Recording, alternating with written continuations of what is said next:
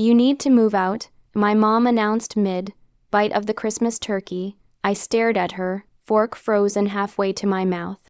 Christmas lights sparkled around the dining room in warm red and gold. Yet inside me everything went cold, colorless. The smell of roasted turkey and cinnamon sauce suddenly felt unbearable, like sweetness placed over a dying wound. "Really?" I replied, trying to sound composed, but my voice trembled like a candle fighting wind. My father didn't look up. He kept eating silently, as if my existence had no weight.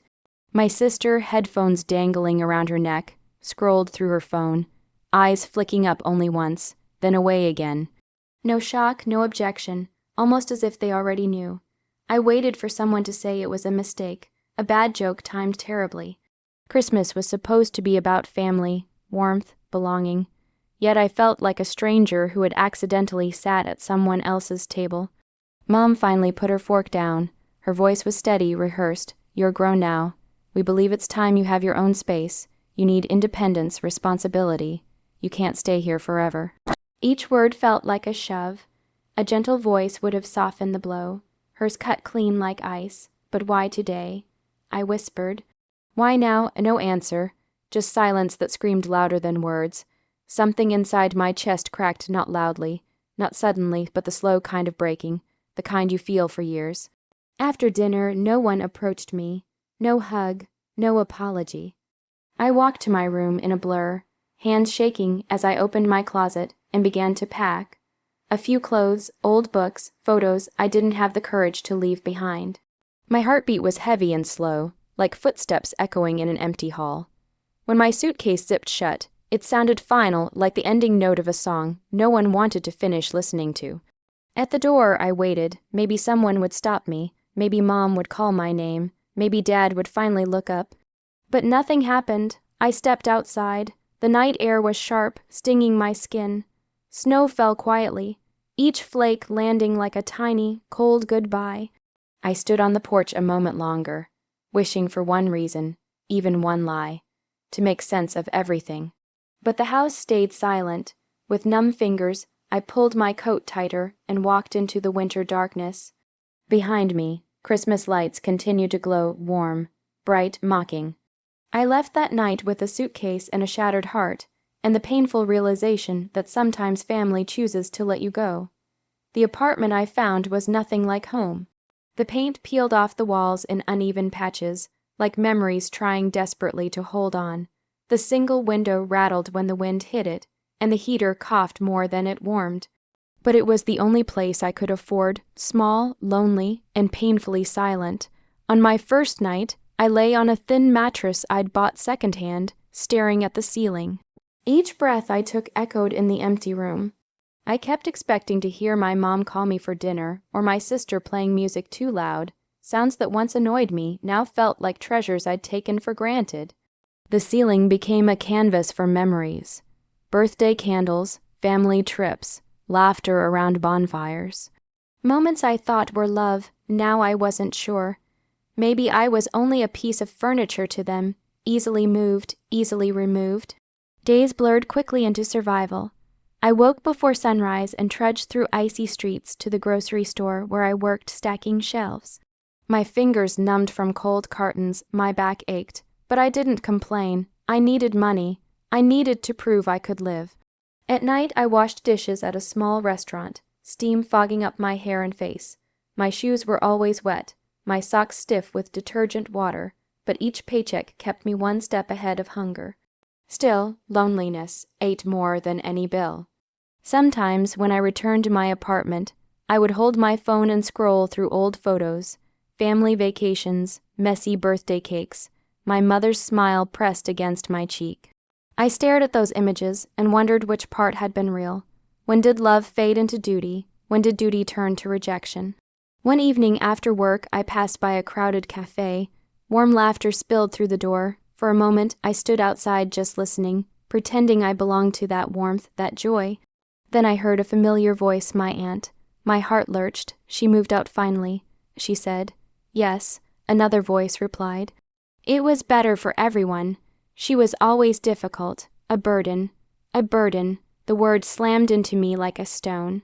I walked away, breath shaking, tears burning like acid behind my eyelids. I didn't know if I was more hurt or numb. Maybe both, but that night, something shifted inside me, a quiet spark where hope should have been. If I was truly a burden, then I would build a life so strong it could carry itself, not to prove them wrong, but to prove I was more than what they saw. My heart was cracked, yes, but cracks are where light enters.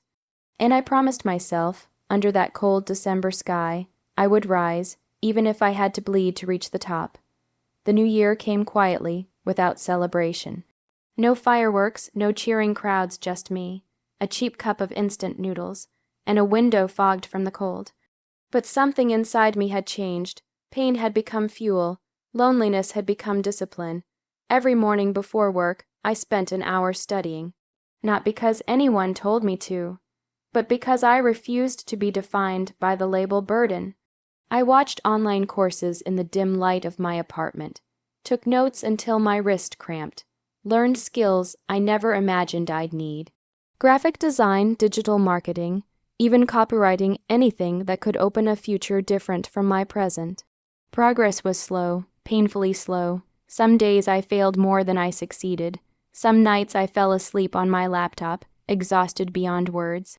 But each small improvement was a victory, a seed pushed through concrete. My first freelance job paid hardly anything, but the moment I saw my work published online, my heart fluttered with something I hadn't felt in years: pride. Real self-made pride. No one could take that from me now. Weeks became months. My part-time jobs remained, but my freelance income began to grow like a shy sunrise. Emails came, one client, then 2, then 10. My apartment, once cold and lifeless, slowly filled with signs of a life rebuilding itself, a proper desk, a new laptop, books stacked like stepping stones to a dream. I still had bad days, days when memories choked me like smoke. Days when I looked at families laughing in grocery aisles and wondered why mine let me go so easily. Sometimes I wanted to go back, knock on the same door that rejected me, just to ask why. But every time the thought appeared, I returned to my work. My future deserved more attention than my past. One night, after completing a large project, I walked to the mirror. I almost didn't recognize the person staring back, tired eyes, yes, but determined. Shoulders straighter, jaw firmer, heart fuller. The broken child who left home that snowy Christmas was gone. In their place stood someone rising from the same pain that once drowned them. People started noticing. Friends I made through work encouraged me. A cafe owner offered to display my graphic posters. A local business asked me to design their branding. My bank balance grew slowly, but steadily, like a healing wound forming new skin. I wasn't just surviving anymore. I was building, brick by brick, breath by breath. And with every step forward, the voice inside me grew stronger, clearer, unshakable. They pushed me out, but life pushed me upward. 3 years passed like seasons, each one reshaping me a little more. The cold apartment became a stepping stone, then a memory. I moved into a brighter place, wide windows, warm lighting, plants thriving on sunlight and care. My business grew beyond what I once believed possible. Clients reached out to me, recommending me to others, and soon I hired people who needed a chance just like I once did. The world had been cruel, but it also rewarded those who refused to break. Still, there was one door left unopened. One wound never truly closed. Christmas Eve returned. I stood in front of a mirror wearing a coat of deep winter blue, confident, mature. My eyes no longer carried questions. They carried answers I carved myself. I took a deep breath and drove toward the house I once called home. Snow fell softly, like the night I left, but this time the cold didn't bite. It bowed. The door opened before I could knock hard. My mother stood there, older somehow, eyes widening the moment she saw me. My father came into view behind her, shock stretching across his face. Even my sister peeked from the hallway. No phone this time, just silence. "You came back," Mom whispered. "I did," I replied calmly, no anger, no tears, just truth. Inside, the house felt smaller, or maybe I had grown too much to fit inside it anymore. We sat at the dining table, the same table where I was told to leave. I placed the gift I had brought onto the wood, A small frame with only one sentence inside. "Thank you for setting me free." My father swallowed. My sister looked away as if regret stung her eyes. My mother's lips trembled, and for the first time she spoke without strength, only remorse. "We were wrong," she said quietly. "We thought pushing you would help, but we pushed too far. I'm sorry." I nodded. A part of me had waited years for those words, but hearing them didn't feel like victory.